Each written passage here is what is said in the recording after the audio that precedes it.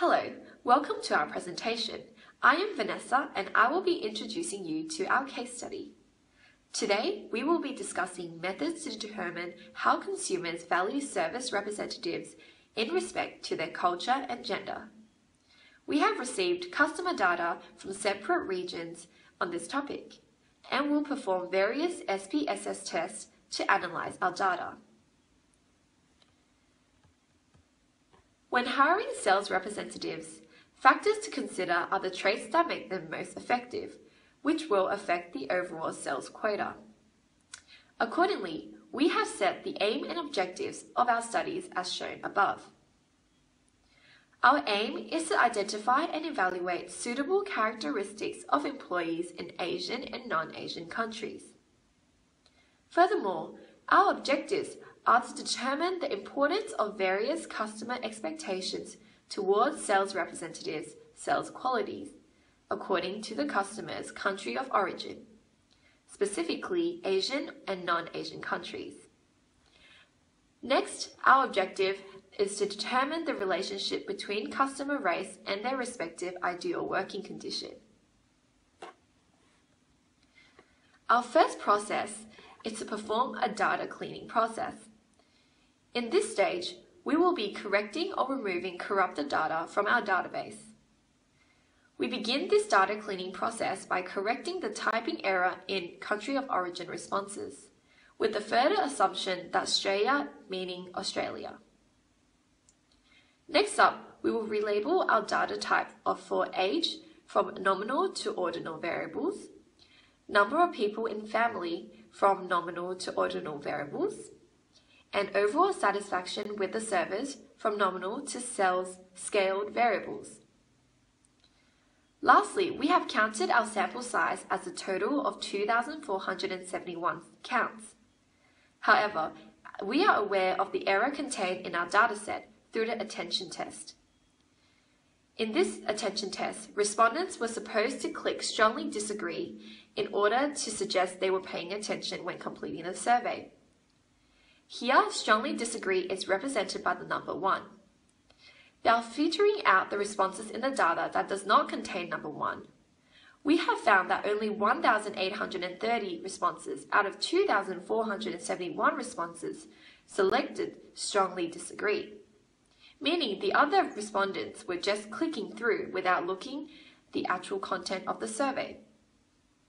Therefore, we eliminated those responses in order to increase the accuracy of our survey. Thus, our overall sample size is 1,830 responses instead of 2,471 responses.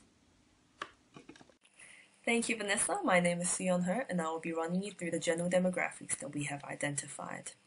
These demographics will help us understand the data in a more concise manner prior to conducting any necessary tests. So now with the data cleaned up, by using the descriptive statistics function on SPSS, we have analyzed the demographics in the order of gender, country of origin, age, and employment status.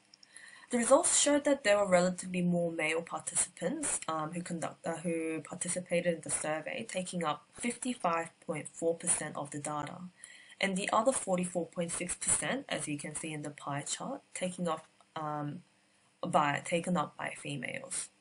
As for country of origin, we have grouped the different countries into two groups, Asian and non-Asian regions, during the cleaning process, where non-Asians consisted of 62.6% and Asians 37.3%.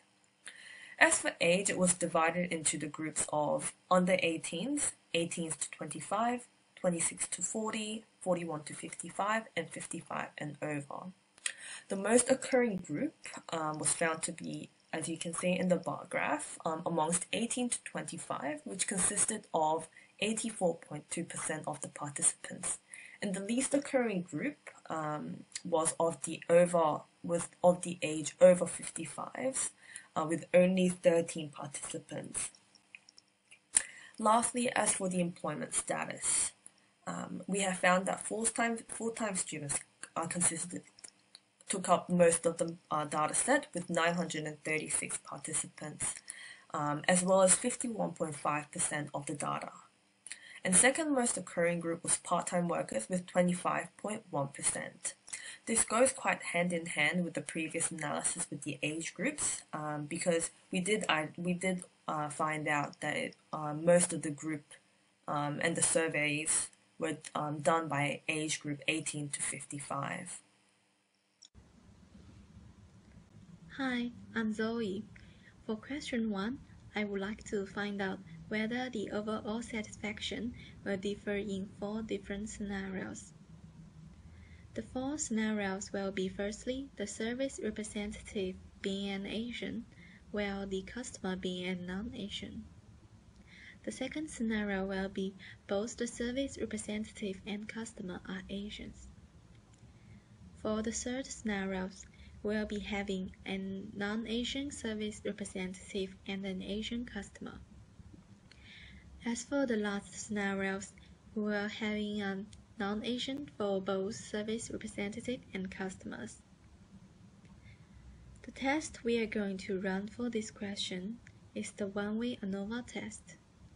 The new hypothesis for this question will be the rating of the overall satisfaction is the same for all 4 scenarios, while the alternative hypothesis is the rating of overall satisfaction is not the same for 4 scenarios.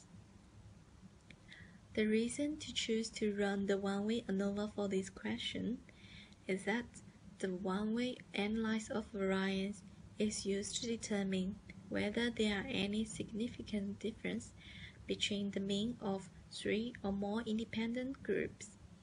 In this case, the 4 scenarios stated in the last slides.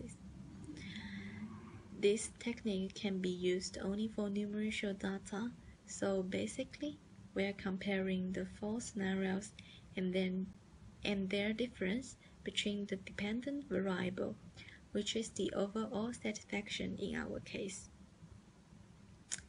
The managerial implication for this one-way ANOVA test is to understand whether there are any difference in the perceived overall service satisfaction between Asian versus non-Asian customer and Asian versus non-Asian service representative, so that we can take the result as reference when hiring service representatives.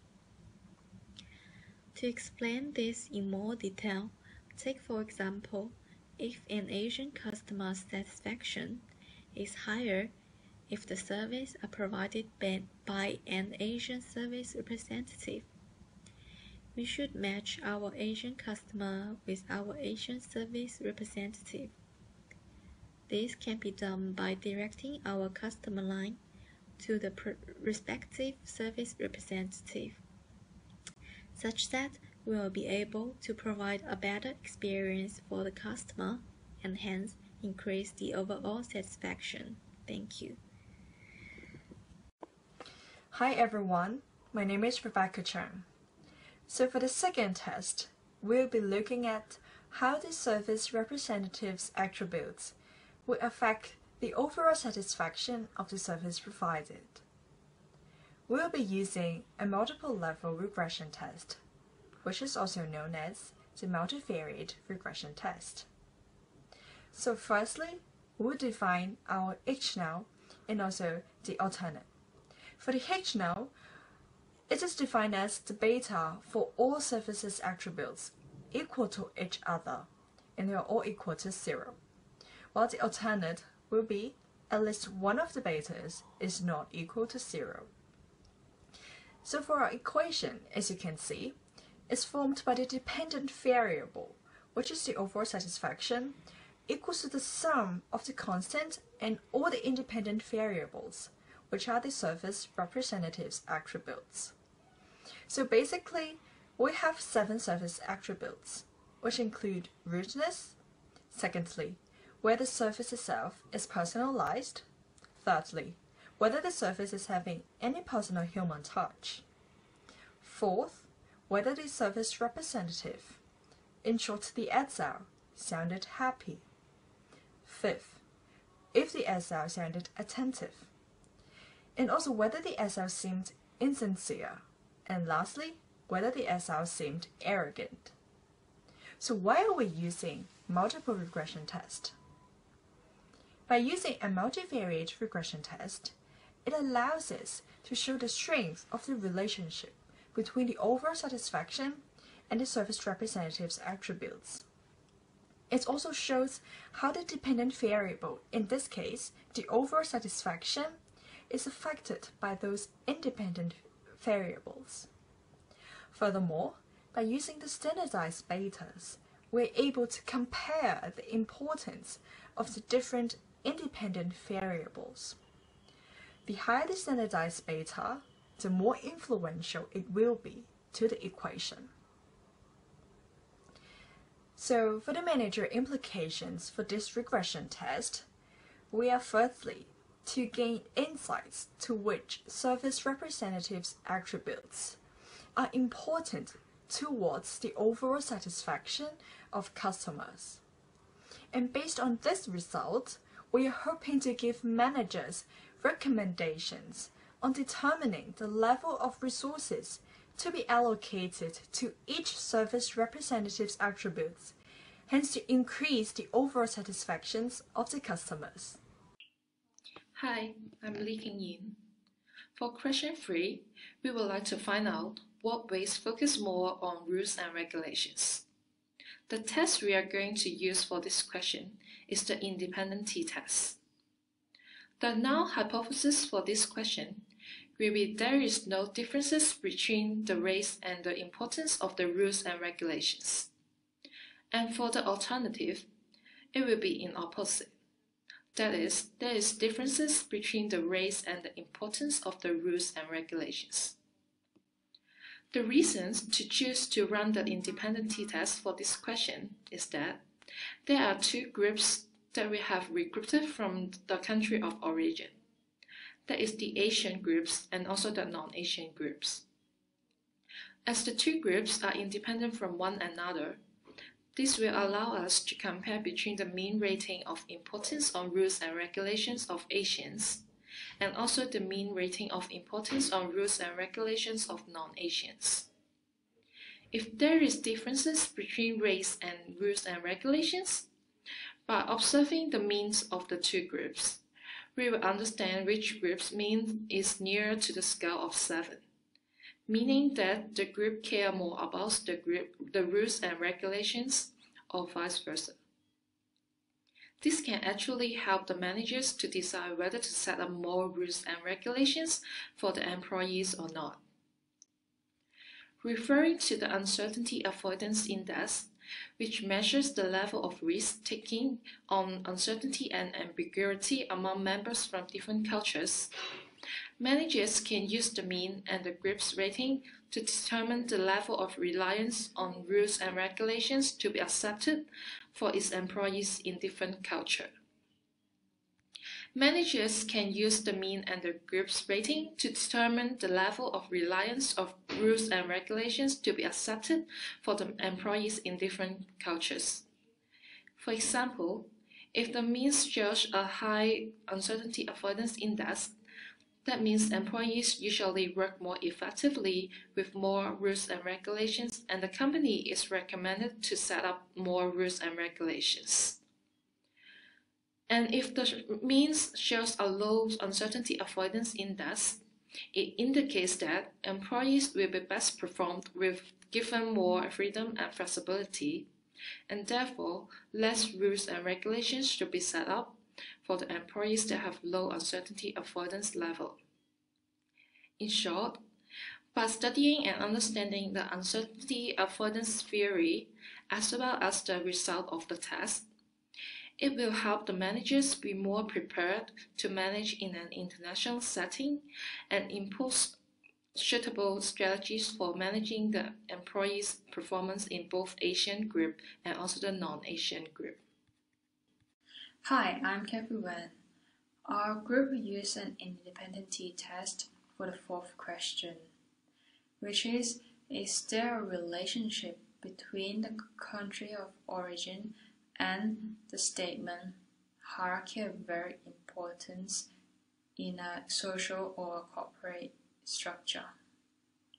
Our new hypothesis will be there is no difference between the countries of origin and the statement hierarchy are very important in a social or a corporate structure, whereas the alternative hypothesis will be there at least some difference between the countries of origin and the statement hierarchy are very important to the social or corporate structure.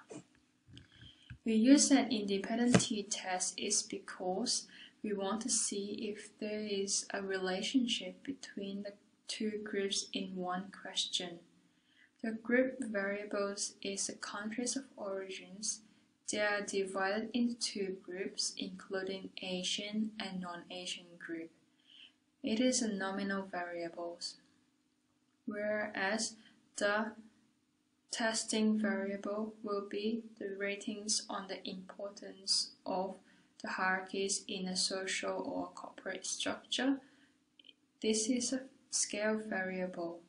Rater will use scale from 1, which is strongly disagree with the statement hierarchy is very important in a social or corporate structure, to a scale of 7, which is strongly agree with the statement hierarchy are very important to the social or corporate structure.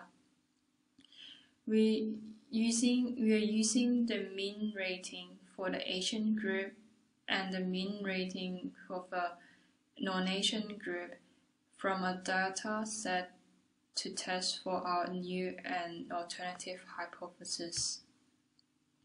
The test will provide insights in whether hierarchy are deemed important in different ethnicity, such that the result help determine which corporate structure should our company use in different groups,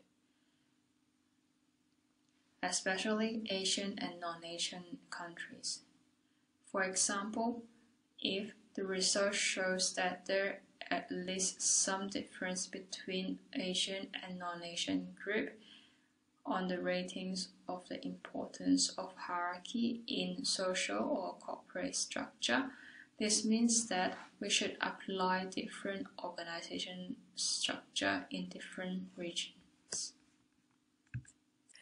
By exploring the nature of the collected data from consumers in Asian and non-Asian countries, we were able to understand consumers' expectations towards SRs, services, and their ideal working conditions in the respective markets. Therefore, through this market analysis, we will be able to evaluate the appropriate corporate system as well as employee standards in Asian and non-Asian regions.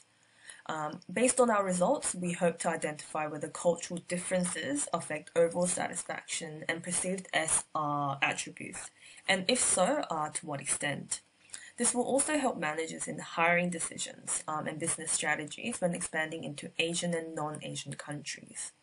We will refer to Hofstede's cultural dimensions and previous information from market research as a guidance for our analysis and the rest of our report. Thank you.